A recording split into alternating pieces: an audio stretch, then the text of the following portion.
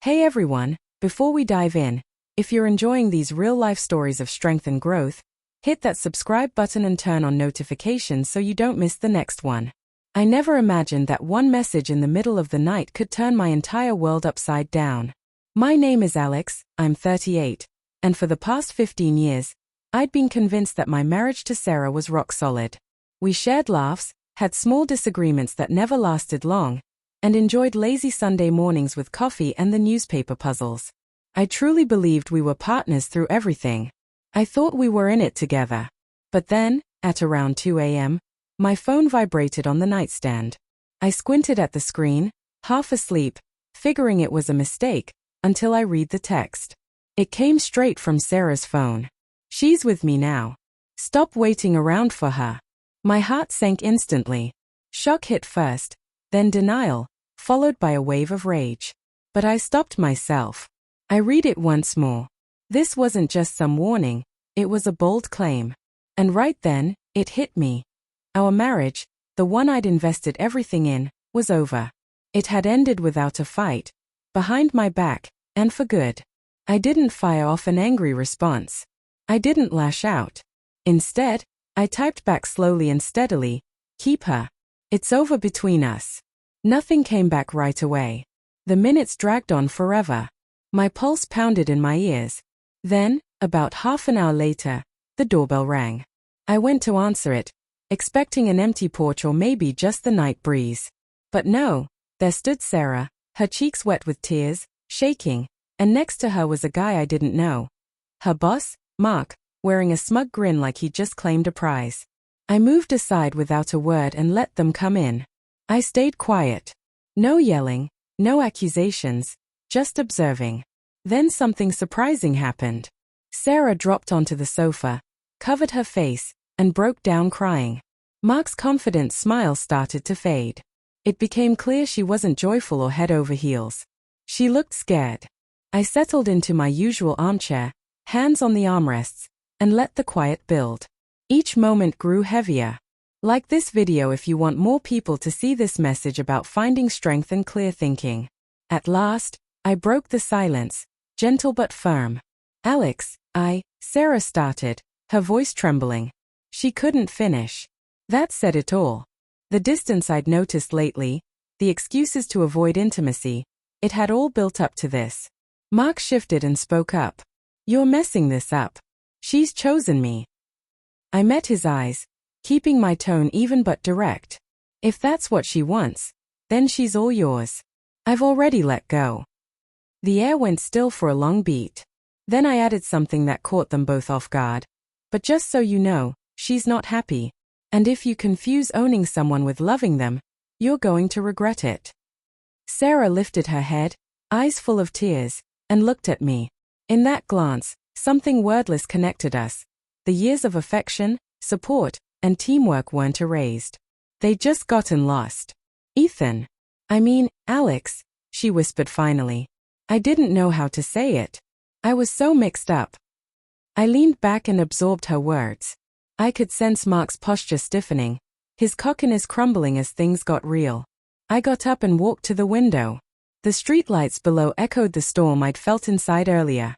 And that's when it clicked for me. Ending things doesn't always mean fireworks and drama. Often it's peaceful, composed, and intentional. It's finding relief in knowing you don't have to keep battling for someone who's stopped battling for you. Comment below.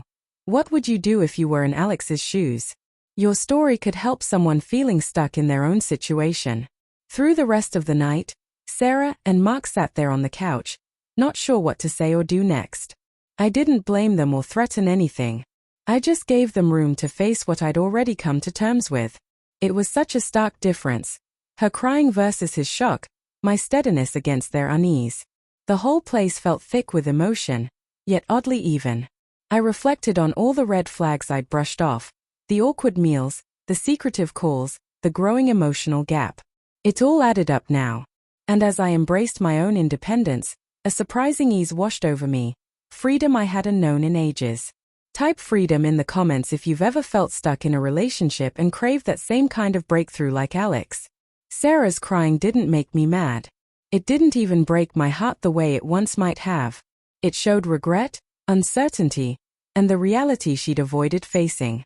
I kept quiet, allowing her feelings to be there without criticism. Mark tried again, his voice weaker. "You're really just giving up on her." I turned to him, feeling almost at peace. "She was never yours to claim. You chased control. I chased truth. She made her decision long ago when she quit being honest, with herself and with me. I'm finished waiting for people to appreciate what they've thrown away. From now on, I focus on my own life." The atmosphere was electric with discomfort. Mark's grin was gone completely. He fidgeted, and I spotted real unease in him. The kind that hits when you realize bravado can't fake true bonding. I glanced at Sarah. Her crying had softened. Our eyes locked, and I saw raw openness, awareness, and regret. She silently mouthed, "Sorry." I gave a small nod. That was enough. Words of regret mean nothing without real change. I'd learned that lesson over our 15 years together. Share this with anyone who needs a reminder that real power comes from quiet understanding, not outbursts. Let it encourage them. I headed to the kitchen, got myself some water, and felt in charge of my life again for the first time in forever. The night had thrown a curveball, but I'd handled it with composure, empathy, and bravery, not fury. Time went by. Sarah and Mark murmured to each other, grappling with the situation they'd made. I didn't listen in. I wasn't interested in seeing them try to fix a chapter I'd already closed. I'd taken back control of my own story. Finally, they got up and left. The door shut softly. The place went quiet, just the low buzz of the fridge. I sank onto the couch, let the stillness settle, and felt something rare, true calm. Drop a comment with your take on Alex's approach. Does staying composed win over blowing up? Or would you handle it another way? Let's talk about the feelings involved. In the days after, I thought a lot about everything. Memories of our time together flashed by like old photos. Our first coffee date, moving into our starter home, those deep late-night chats about dreams. They were beautiful, but they were history. I saw now that releasing someone isn't giving up. It's brave. It's facing hard truths and picking the road that respects you. I'd loved Sarah with everything I had, and part of me always would. But love that's one-sided isn't love. It's a trap. And I wasn't staying locked in. Life moved forward, ordinary yet full of new possibility. I reached out to old buddies, threw myself into work, and savored little everyday moments. For the first time, I felt truly here, truly living. The burden of unbalanced love was gone, making room for real joy. A few weeks on, I bumped into Sarah downtown. She appeared worn out, fragile. We didn't talk, just a quick eye contact, a quiet nod to what was gone forever. I kept walking, smiling softly but surely. Like, comment, and subscribe if you agree that real power lies in thoughtful choices and honoring yourself.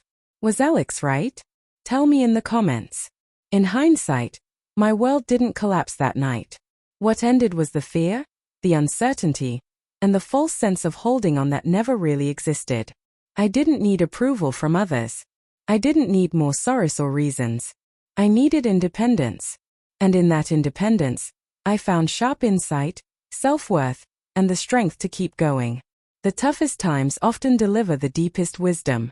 And sometimes, stepping away without a scene is the most powerful thing you can do.